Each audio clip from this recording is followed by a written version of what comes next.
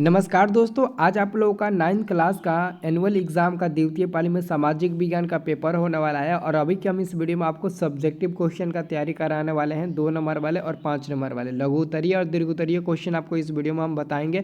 बहुत अच्छे तरीके से आप लोग एक बार रिविज़न कर लीजिए और अगर याद होगा तो याद कर लीजिएगा और याद नहीं होगा तो एक बार रिविज़न कर लीजिएगा ना, तो आप क्वेश्चन को अच्छे से लिख दीजिएगा। तो बहुत अच्छे तरीके से इस वीडियो को शुरू से लेकर अंत तक देखिए। जो लोग इस वीडियो को देखेंगे वो पेपर बहुत अच्छे लिखेंगे, जो लोग वीडियो को नहीं देखेंगे वो एक भी क्वेश्चन नहीं लिख पाएंगे। मैं आपको बता देता हूँ पहले ही बाबू, ठीक है ना। इसलिए वीडियो को मिस मत करना, 100% आप लोग वीडियो को देख कर ही जाना बाबू, ठीक है। और ये हमारा मोबाइल नंबर आप लोग नोट कर लीजिए और मैसेज कर दीजिए व्हाट्सएप पर, हम आपको ग्रुप में जोड़ दें। जिसको भी ग्रुप में जुड़ना है व्हाट्सएप पर मैसेज करिए, सर हमको भी आपके व्हाट्सएप ग्रुप में जुड़ना है, या फिर हाय हेलो कुछ भी लिखकर मैसेज करिए। मैं आपको ग्रुप का लिंक भेज देता हूँ, आप ग्रुप ज्वाइन कर लीजिएगा। हर हालत में ग्रुप आपको ज्वाइन करना है, ठीक है। तो चलिए हम आपको सबसे पहले इसका सब्जेक्टिव क्वेश्चन बता देते हैं, ठीक है। और एक भी क्वेश्चन को छोड़ना मत। जो क्वेश्चन आपको नहीं भी आएगा ना, या फिर याद किए होंगे क्वेश्चन आप भूल जाएंगे एग्जामिनेशन हॉल में, तो कुछ लिख दीजिएगा लेकिन आप पेज भर कर आइएगा, बहुत अच्छा आपको नंबर मिलेगा, ठीक है। देखिए हम आपको हिस्ट्री का सब्जेक्टिव क्वेश्चन बताने वाले हैं, लघु उत्तरीय question, short answer type question, ठीक है। पहला नंबर आपका क्वेश्चन है, देखिए 6 को क्वेश्चन हिस्ट्री में पूछा जाएगा जिसमें से 3 को उत्तर देना होगा, ठीक है। तो चलिए पहला नंबर क्वेश्चन है, नई दुनिया की खोज इंग्लैंड के लिए किस प्रकार वरदान सिद्ध हुआ। तो हम इसका उत्तर लिखेंगे, नई दुनिया की खोज इंग्लैंड के लिए एक वरदान साबित हुआ, क्योंकि इससे उन्हें अमेरिका में एक विशाल उपनिवेश मिला जिसका दोहन करके इंग्लैंड अपनी अर्थव्यवस्था को मजबूत और समृद्ध बना सका। तो ये हम लोग आंसर लिखेंगे। दूसरा नंबर क्वेश्चन है, फ्रांस की क्रांति के 2 सामाजिक कारण क्या थे। तो हम उसका उत्तर लिखेंगे, फ्रांस की क्रांति के 2 प्रमुख कारण सामाजिक कारण थे। पहला, समाज में गहरा वर्ग विभाजन जिसमें पादरी, कुलीन और आम लोग शामिल थे, और दूसरा आम लोगों की खराब स्थिति। ये 2 सामाजिक कारण आपका हो जाएगा। तीसरा नंबर आपका क्वेश्चन है, रिगूट में कौन कौन से देश शामिल है। रिगूट नहीं, त्रिगुट में, त्रिगुट, ये आपका त्रिगुट हो जाएगा। तो आंसर हम लिखेंगे त्रिगुट, यानी कि ट्रिपल एलियंस। ट्रिपल एलियंस में जर्मनी, ऑस्ट्रिया, हंगरी और इटली शामिल थे, जो 1882 ईस्वी में रक्षात्मक सैन्य गठबंधन था। Germany, Austria, Hungary, Italy. तो ये आप लोग आंसर लिख दीजिएगा। उसके बाद से दोस्तों अगर लॉन्ग क्वेश्चन पूछता है, यानी कि लॉन्ग क्वेश्चन 4 नंबर का आता है, तो लॉन्ग क्वेश्चन पूछेगा तो यहाँ पर देख सकते हैं दीर्घ उत्तरीय क्वेश्चन, लॉन्ग आंसर टाइप। तो ये आपका क्वेश्चन है, द्वितीय विश्व युद्ध के क्या कारण थे। द्वितीय विश्व युद्ध के बारे में आपको अच्छे तरीके से वर्णन करके लिख देना है।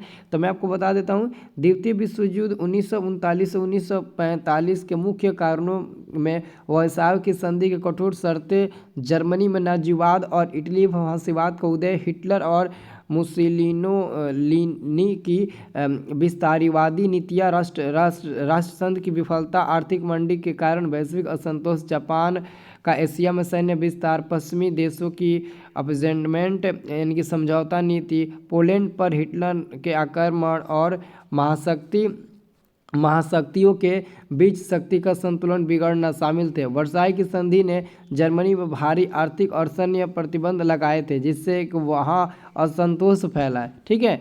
ये हमारा हिस्ट्री का खत्म हो गया, 2 नंबर वाला, 5 नंबर वाला। अब हम आपको बताने वाला राजनीतिक भी, यानी कि पॉलिटिकल साइंस का लघु उत्तरीय क्वेश्चन आपको बताने वाले हैं। 9 नंबर क्वेश्चन आपका है, देखो नंबरिंग अलग अलग बाबू हो चुका है, आप लोग देख लीजिएगा, क्वेश्चन मिला लीजिएगा और अच्छे तरीके से आप पेपर लिखिएगा, एक भी क्वेश्चन को न छोड़िएगा। 9 नंबर क्वेश्चन है, लोकतंत्र के 2 गुणों को लिखें। लोकतंत्र के 2 गुणों को लिखें। लोकतंत्र के 2 गुण, पहला, यह नागरिकों को अपनी सरकार चुनने और अपनी राय व्यक्त करने का अधिकार देता है, और दूसरा, यह सभी के लिए समानता और स्वतंत्रता सुनिश्चित करता है। और उसके बाद से दूसरा नंबर, नागरिकों का अधिकार और भागीदारी। तो इसका आंसर लिखेंगे, लोकतंत्र में नागरिक अपनी सरकार को चुनने और बदलने के लिए वोट करते हैं, वे अपनी राय व्यक्त करते हैं, सरकार नीतियों पर चर्चा करने और अपनी आवाज़ उठाने के लिए स्वतंत्र है, ठीक है। और यहाँ पर लिखेंगे, यह नागरिकों को राजनीतिक प्रक्रिया में सक्रिय रूप से भाग लेने का अवसर प्रदान करता है। उसके बाद से हम लोग दूसरा नंबर लिखेंगे, ध्यान से देखिएगा। दूसरा नंबर हम लोग लिखेंगे समानता और स्वतंत्रता। लोकतंत्र सभी नागरिकों को समान अधिकार और स्वतंत्रता प्रदान करता है, चाहे उनका धर्म, जाति, लिंग या सामाजिक स्थिति कुछ भी हो। ये हम लोग लिखेंगे। उसके बाद से हम अगला क्वेश्चन देखेंगे। सभी को कानून के समक्ष समान माना जाता है और उन्हें न्याय प्राप्त करने का अधिकार होता है। लोकतंत्र में अभिव्यक्ति, प्रेस, धर्म और संगठन की स्वतंत्रता जैसे मौलिक स्वतंत्रताएं होती है। अब हम आपको अगला क्वेश्चन बताने वाले 10 नंबर। प्रस्तावना से आप क्या समझते हैं? तो हम लोग उत्तर लिखेंगे। प्रस्तावना किसी भी संविधान या दस्तावेज का प्रारंभिक कथन होता है जो उसके उद्देश्य, लक्ष्यों और सिद्धांतों के संक्षेप में प्रस्तुत करता है, जैसे कि भारत के संविधान में। तो ये हमारा उत्तर हो जाएगा।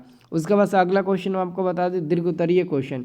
ये आपका पॉलिटिकल साइंस का दीर्घोत्तरीय क्वेश्चन है। राष्ट्रपति का अधिकार एवं कार्यों को वर्णन करें। राष्ट्रपति के अधिकार क्या होते हैं, उसके कार्य क्या होते हैं, वो क्या क्या करते हैं, क्या क्या अधिकार कर सकते हैं, ये सब कुछ के बारे में आपको बताना है। तो हम यहाँ पर उत्तर लिखे हैं। भारत के राष्ट्रपति के अधिकार और मुख्य रूप से निम्नलिखित श्रेणियों में विभाजित किए जा सकते हैं। और पहला नंबर आपका है कार्यकारी अधिकार। राष्ट्रपति भारत के संविधान के अनुसार कार्यपालिका का प्रमुख होता है। प्रधानमंत्री और मंत्री परिषद की नियुक्ति करता है। राज्यों के राज्यपालों, उच्चतम न्यायालय और उच्च न्यायालयों के न्यायाधीश की नियुक्ति करता है राष्ट्रपति। अगला हमारे पास है सेना के सर्वोच्च कमांडर के रूप में कार्य करता है। विधायी अधिकार। अब विधायी अधिकार में क्या होगा? तो विधायी अधिकार में देखिए, संसद के सत्र को बुलाने, स्थगित करने और भंग करने का अधिकार होता है। संसद द्वारा पारित विधेयकों को मंजूरी देना या वापस भेजना। अध्यादेश जारी करने का अधिकार, यानी कि जब संसद सत्र में न हो। उसके बाद हम आपको अर्थव्यवस्था का आपको क्वेश्चन बताने वाले हैं। अर्थशास्त्र, अर्थव्यवस्था जिसको हम लोग अर्थशास्त्र बोलते हैं ना। तो अर्थव्यवस्था यानी कि अर्थशास्त्र का आपका क्वेश्चन, यानी कि इकोनॉमिक्स का लघुत्तरीय क्वेश्चन है, शॉर्ट आंसर टाइप क्वेश्चन है। बेरोजगारी से आप क्या समझते हैं? तो लिखिएगा, बेरोजगारी का अर्थ है ऐसे व्यक्ति का काम न मिलना जो काम करने की इच्छा और योग्यता दोनों रखते हो। इसमें व्यक्ति के पास आय का कोई नियमित स्रोत नहीं होता है और वह अपनी जीविका चलाने के लिए रोजगार की तलाश में रहता है। बेरोजगार के मुख्य कारण होते हैं जैसे कि खुली बेरोजगारी। खुली बेरोजगारी क्या है? जब व्यक्ति के पास काम करने की पूरी योग्यता होती है फिर भी वो उसे काम नहीं मिलता है। और प्रक्षण बेरोजगारी, जब कार्यशील व्यक्ति कार्यरत होता है लेकिन उसकी उत्पाद तो ये आप लोग लिख दीजिएगा। उसके बाद से अगला आपके पास क्वेश्चन है 17 नंबर क्वेश्चन बाबू आपका है कि सरकार बफर स्टॉक क्यों बनाती है? तो हम उत्तर लिखेंगे। सरकार बफर स्टॉक इसलिए बनाती है ताकि देश में खाद्य सुरक्षा सुनिश्चित की जा सके, मूल्य स्थिरता बनाए रखी जा सके और आपातकालीन स्थिति जैसे सूखा, बाढ़ या किसी अन्य आपदा के समय खाद्य पदार्थों की आपूर्ति को सुचारू रखा जा सके। इससे मांग और आपूर्ति के बीच संतुलन बना रहता है, जिससे महंगाई पर नियंत्रण किया जाता है और गरीबों को सस्ता अनाज उपलब्ध कराया जाता है। ये हमारा हो जाएगा। ठीक है बाबू, एक और बात हम आपको बता देना चाहते हैं। अगर आप लोग 2025 की तैयारी करना चाहते हो, 2025 की तैयारी बिल्कुल अच्छे तरीके से करना चाहते हो हमारे साथ, तो आप लोग ये काम करो, देरी मत करो। हमारा एक स्टडी प्लस ऐप है जो कि प्ले स्टोर पर उपलब्ध है। आप प्ले स्टोर में जाओ, स्टडी प्लस सर्च करो, उसे डाउनलोड कर लो। और डाउनलोड करने के बाद आप यहाँ पर मोबाइल नंबर, पासवर्ड मत डालना, डायरेक्ट आप न्यू यूज़र पर क्लिक करना है। न्यू यूज़र पर क्लिक करना और क्लिक करने के बाद आपको क्या करना है, यहाँ पर रजिस्टर कर लेना है अपने आईडी से। नाम, mobile number, email ID, state, city, password डालकर रजिस्टर कर लेना है। उसके बाद से जब आप ये ओपन करिएगा ना तो ऐसा आपको लुक दिखेगा।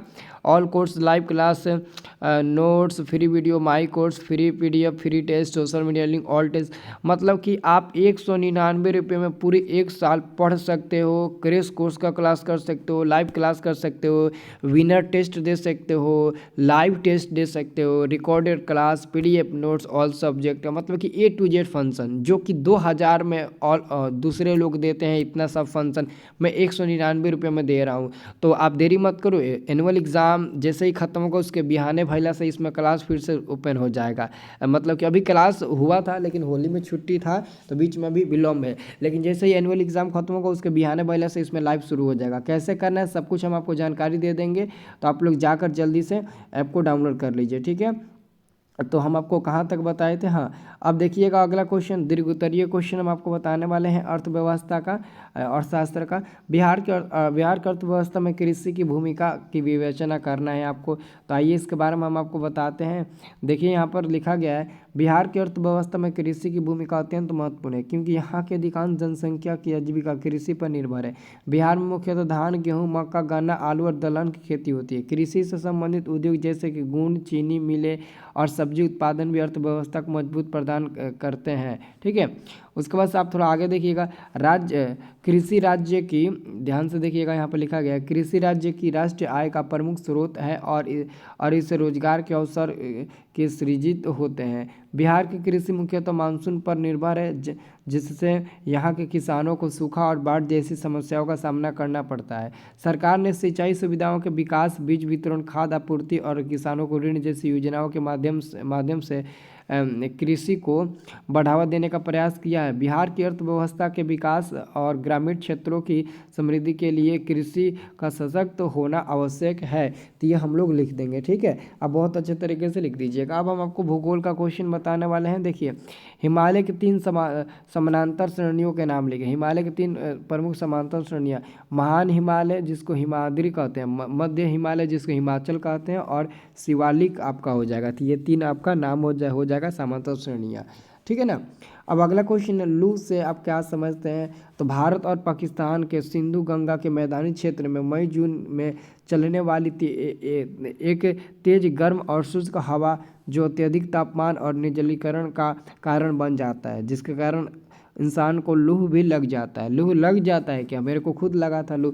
अब देखिए अगला क्वेश्चन आपका है बाबू, जनगणना से आप क्या समझते हैं। तो हम लोग उत्तर लिखेंगे, जनगणना एक निश्चित समय पर किसी देश या क्षेत्र की जनसंख्या की औपचारिक गणना है, जिससे जनसंख्याकी, सामाजिक, आर्थिक और सांस्कृतिक डेटा एकत्रित किए जाते हैं। ठीक है, अब हम आपको इसका सब्जेक्टिव क्वेश्चन यानी कि लॉन्ग क्वेश्चन बताने वाले हैं, दीर्घ उत्तरीय प्रश्न। पारिस्थितिकी तंत्र किसे कहते हैं, विवेचना करें। तो आइए हम इसके बारे में आपको बताते हैं। पारिस्थितिकी तंत्र की अवधारणा में जीवित और निर्जीव जीवों का संग्रह और उसकी परस्पर क्रियाएं शामिल हैं। यह जैविक और अजैविक दोनों तत्वों से बनी एक गतिशील प्रणाली है। ये जैविक और अजैविक परस्पर क्रियाएं पारिस्थितिकी तंत्र के संतुलन को बनाए रखती है। हम मनुष्य के रूप में इसके लिए एक अनिवार्य घटक है। अगला हमारे पास क्वेश्चन आता है आपदा प्रबंधन। आपदा प्रबंधन लघु उत्तरीय क्वेश्चन है।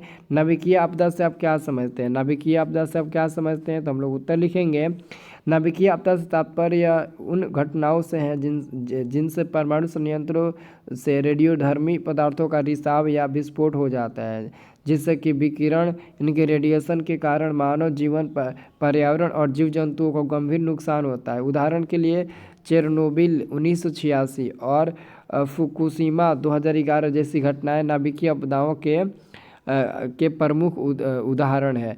ठीक है, उसके बाद हम लिखेंगे अगला क्वेश्चन 31 नंबर कि जैविक आपदा के बचाव के उपाय स्पष्ट करें। परिवार हेतु जैविक आपदा से निपटने का योजना बनाना, व्यक्तिगत सफाई, प्रतिदिन स्नान करें, नाखून लंबे न रखें तथा साफ सुथरे कपड़े पहने। चरण 1, हथेलियाँ तथा अंगुलियों को धोए। चरण 2, हाथों के पिछले हिस्से को धोए, है ना। तो ये हमारा सब्जेक्टिव क्वेश्चन हो गया। ठीक है ना। और बाकी आप लोग जाइए स्टडी प्लस ऐप को जैसे कि यहाँ से डाउनलोड करिएगा, स्टडी प्लस ऐप। देखिए हम आपको बताते हैं, कहाँ गया जी, प्ले स्टोर कहाँ है, यहाँ पर रहना है। हाँ, तो प्ले स्टोर ओपन कर लीजिएगा और सर्च करिएगा स्टडी प्लस, क्या, स्टडी प्लस ऐप। बस स्टडी प्लस खाली सर्च करिएगा तो आ जाएगा, देख लीजिए आ गया ना। ऑलरेडी हमने इसको इंस्टॉल कर लिया था, ऑलरेडी डाउनलोड हमने कर लिया है। आप ओपन करके देख लीजिएगा, ठीक है ना। जल्दी से डाउनलोड कर लीजिए जाकर।